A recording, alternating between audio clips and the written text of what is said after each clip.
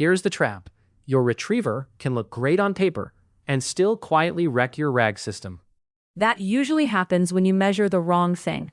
If your setup needs more than one useful document, MAP is often the metric that tells the truth. And a lot of teams stop at MRR because it feels simple.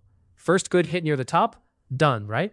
Right for some tasks, wrong for many RAG pipelines. MAP, or mean average precision, measures how well you rank all the relevant documents across queries, not just whether you got one good answer early. So this is not academic hair splitting. This is the difference between a bot that sounds informed and one that hallucinates with confidence. Exactly.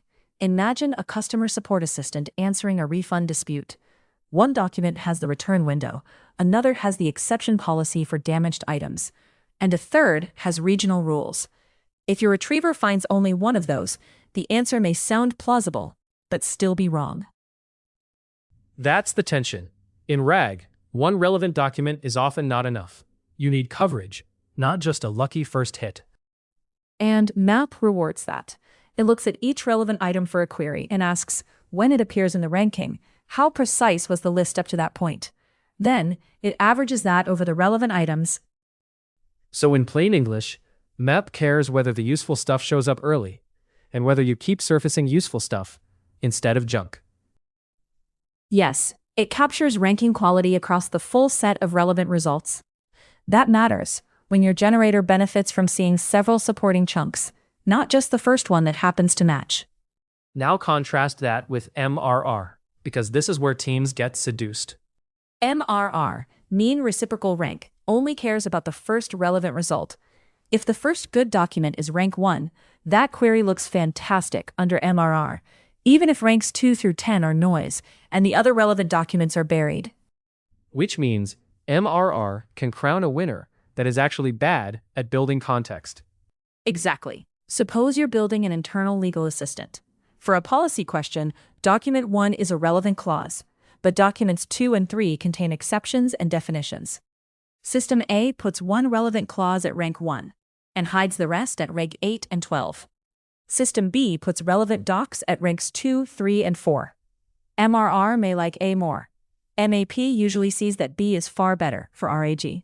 Because the generator fed by B gets a fuller picture instead of a single shard of truth. And that changes outcomes.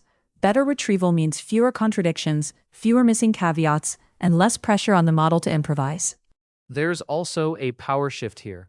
If your evaluation only rewards the first hit, you optimize the retriever to win the metric, not to help the answer. That's the strategic consequence. Metrics shape system behavior. Choose MRR when the user needs one best item, like classic web search for a navigational query. Choose MAP when success depends on collecting multiple relevant pieces. Let's make it concrete for programmers. Say I'm building RAG over engineering docs for incident response. Where does MAP show up? Picture a query like, why did service X fail after the database upgrade? A strong answer may require the migration runbook, the rollback steps, the known incompatibility note, and the alert threshold change.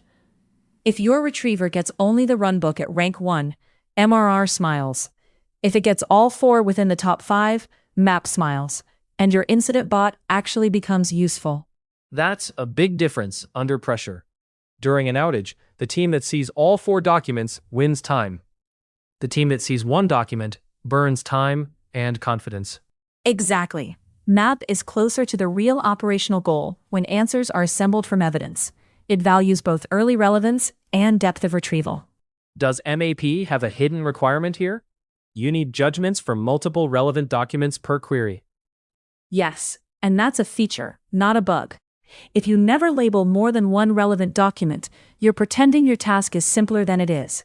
For RAG, your eval set should reflect that several chunks can be genuinely useful together. So if a team says, our retriever is great, look at our MRR, the comeback is, what? Ask whether their answers depend on one document or many. If many, MRR is incomplete. It tells you who finds the first breadcrumb. MAP tells you who brings back the trail. That line matters because retrieval is upstream of everything. Bad ranking poisons generation before the model even starts reasoning. And Once bad context enters the prompt, the generator can turn partial truth into polished nonsense. MAP helps catch that failure mode earlier by rewarding retrieval sets that are both relevant and complete enough to support synthesis. So the practical move is not to worship MAP blindly, but to use it when the task needs multiple supporting docs. Exactly. Match the metric to the job. For single-hit tasks, MRR can be fine. For RAG systems that answer by combining evidence, MAP is often the sharper lens. Because, in retrieval, the first right document can impress you, but the next three decide whether the answer survives contact with reality.